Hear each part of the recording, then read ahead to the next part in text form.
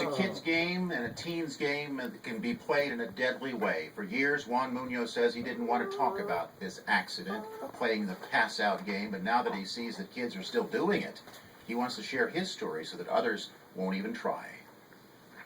Juan Munoz carries a constant reminder of the day he almost lost his life, a scar on his face from where he took 83 stitches after playing the pass-out game. I was bored, really had nothing else better to do, kind of was alone and figured I would play the game. Munoz had played the game with friends before.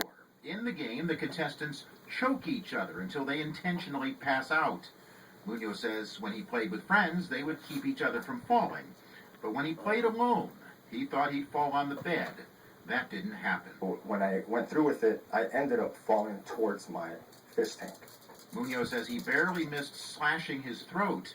He was unconscious for maybe 15 seconds, and he woke up covered with blood. He stumbled his way through the house trying to find help, and his sister was first to see him. She was devastated, scared, and ran away. She ran out of our house, and she ran up the street to a neighbor's house, screaming.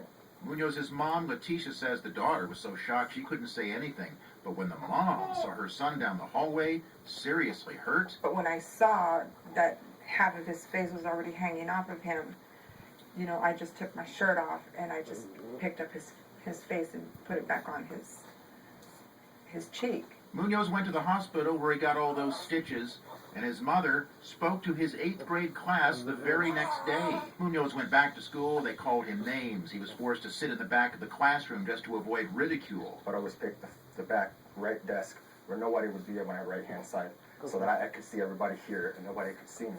Munoz says he still gets stares and questions about his scar. Now he says he uses it as part of the story about how dangerous the pass-out game can be. Think twice. Think again. It's not the smartest move you're making. Think about exactly what you're doing as you're doing it. It's not a good idea. That can be your last breath.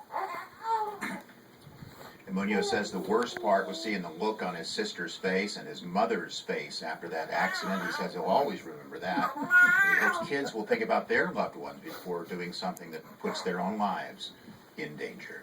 Your weather authority. Forecasters